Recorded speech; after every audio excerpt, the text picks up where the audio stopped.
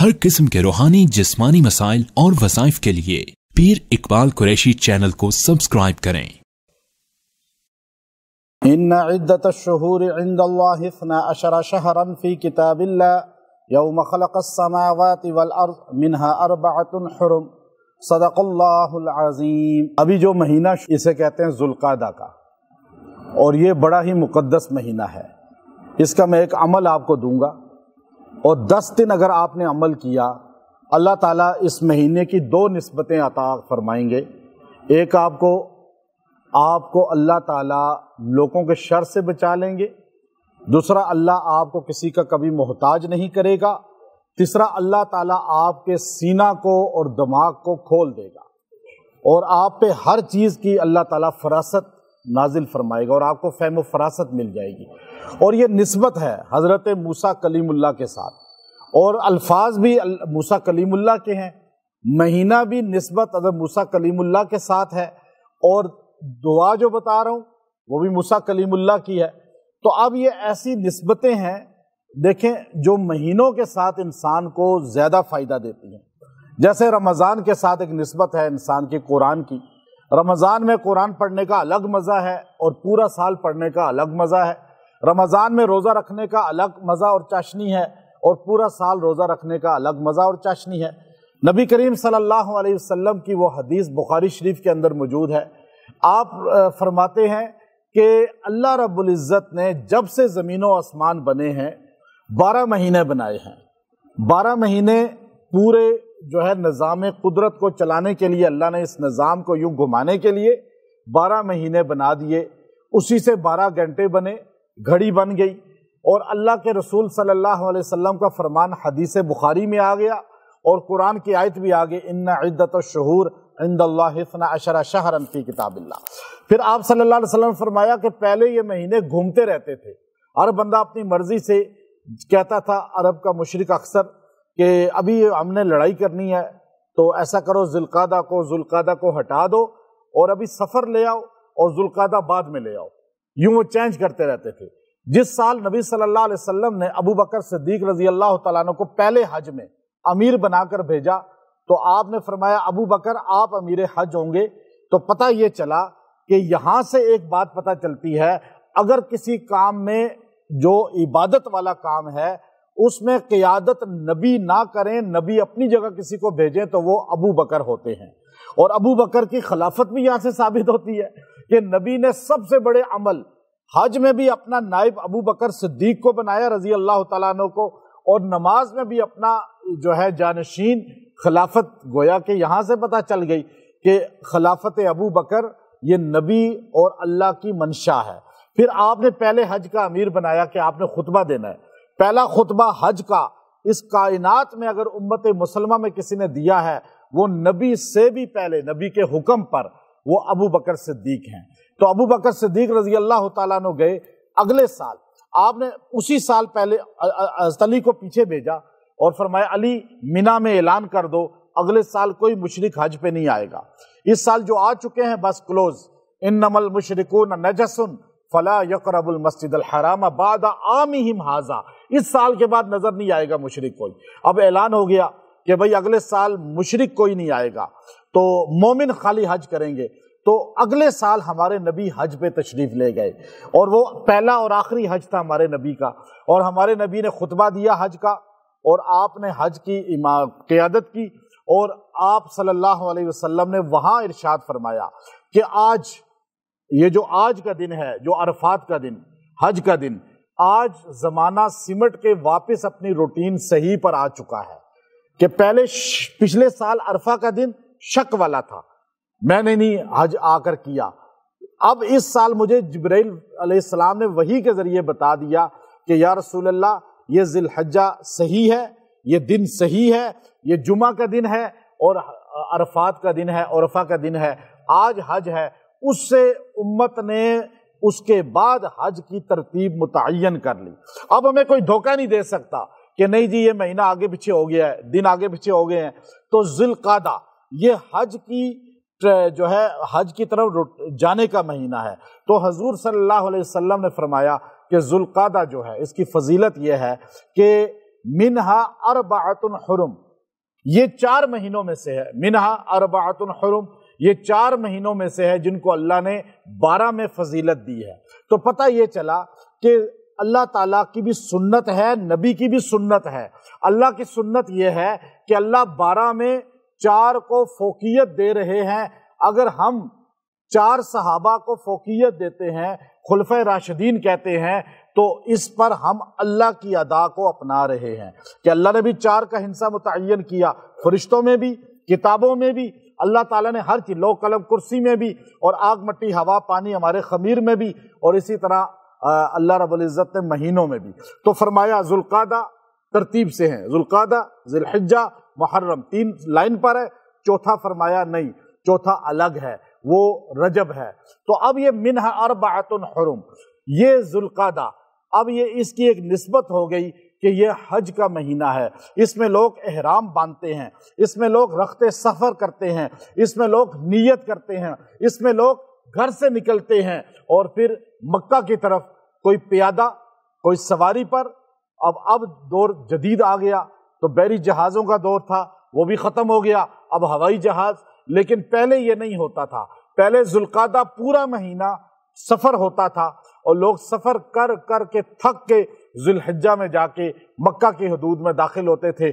تو یہ اللہ رب العزت نے ذوالقعدہ کو حج کے لیے رخت سفر باندھنا، اچھے اعمال کی نیت کرنا، نیک کام میں آگے بڑھنا، اس کے لیے تخلیق کیا، اللہ نے اس کو نسبت عطا فرما دی۔ پھر اللہ رب العزت نے اس مہینے کو ایک بڑی فضیلت یہ دی کہ پہلے تو فرمایا کہ نبی کریم صلی اللہ علیہ وسلم کی وہ حدیث جو عبد الرزاق رحمۃ اللہ نے اپنے مصنف کے اندر نقل فرمائی ہے کہ وہ فرماتے ہیں کہ آپ نے فرمایا رمضان کے بعد سب سے افضل روزے 4 مہینوں کے ہیں، اور یہ 4 حرمت کے مہینے ہیں، ان میں روزہ رکھنا سب سے افضل ہے۔ پھر ان کے الگ الگ فضیلت الگ ہے، لیکن سیر اعلام النبلاء کے اندر علامہ ذہبی رحمۃ اللہ علیہ نے نقل فرمایا، اور اسی بات کو جو ہے یہ جو آیت میں آپ کو وظیفے کے طور پہ بتاؤں گا، اس کی تفسیر میں امام ابن کثیر رحمۃ اللہ علیہ نے مفصل نقل فرمایا کہ آپ نے فرمایا کہ یہ جو ذی القعدہ کا مہینہ ہے یہ بہت ہی مقدس ہے۔ آج امت مسلمہ اس مہینے کو بالکل نظر انداز کر دیتی ہے، بالکل پسے پش ڈال دیتی ہے۔ بعض لوگ کہتے ہیں یہ خالی مہینہ ہے، اس میں کوئی عبادت نہیں، کوئی ریاضت نہیں، اس میں کوئی اعمال نہیں۔ اب میرے جب آتے ہیں وظیفے ہر مہینے کے تو بعض لوگ بڑے ٹینشن میں آ جاتے ہیں، او جی ہم تو چلو رمضان کے وظیفے سمجھ آتے ہیں، ربیع الاول کے، محرم کے، ذی الحجہ کے، یہ ہر مہینے کا کوئی نہ کوئی بیک گراؤنڈ ہے، لیکن آپ کا مطالعہ نہیں، آپ نے کتب کو پڑھا نہیں، آپ نے تاریخ کو دیکھا نہیں، تو غلطی آپ کی ہے نا۔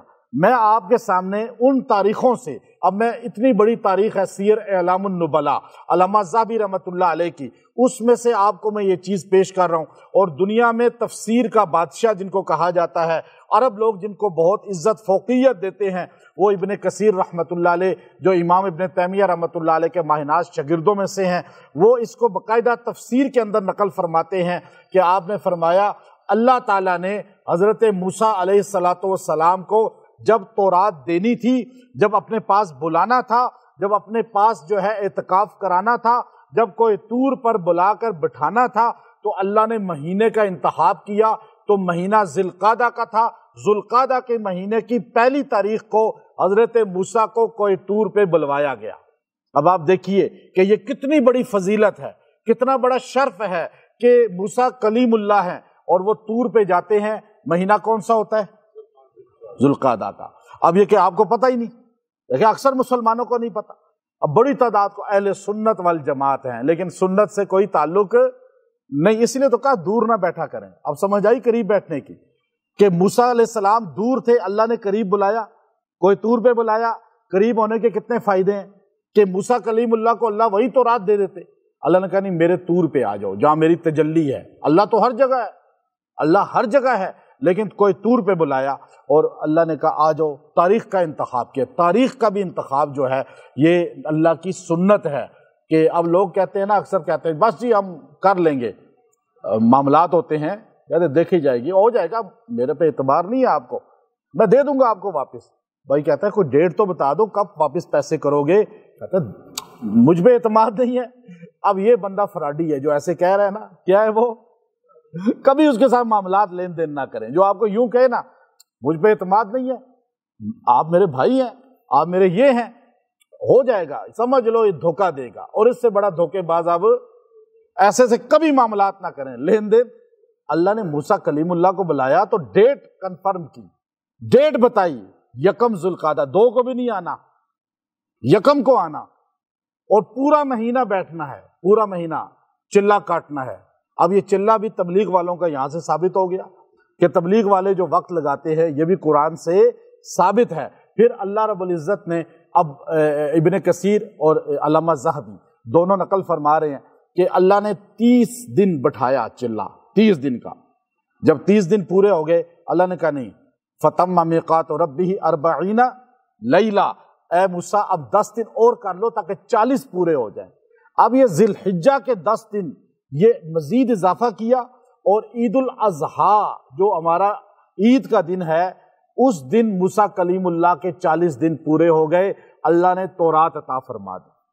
اب یہ نسبت کتنی اعلیٰ ہے کہ اللہ نے اپنی کتاب دی، ذی القعدہ کے مہینے میں اپنے پاس بلایا، پورا مہینہ موسیٰ کلیم اللہ کو روزہ رکھوایا، پورا مہینہ موسیٰ کلیم اللہ کو اپنا ذکر کروایا، پورا مہینہ موسیٰ کلیم اللہ کو اپنے پاس بٹھایا اعتکاف کی حالت میں.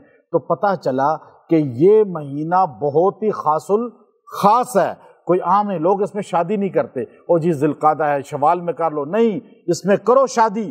اس پر باقاعدہ طور پر جو ہے، اس کو باقاعدہ طور پر جو ہے طبقات ابن سعد کے اندر پوری روایت لکھی ہے، تاریخ کی کتاب ہے، کہ نبی کریم صلی اللہ علیہ وسلم کی شادی 7 ہجری میں اسی ماہ مقدس ذی القعدہ میں حضرت میمونہ رضی اللہ تعالی عنہ سے ہوئی ہے.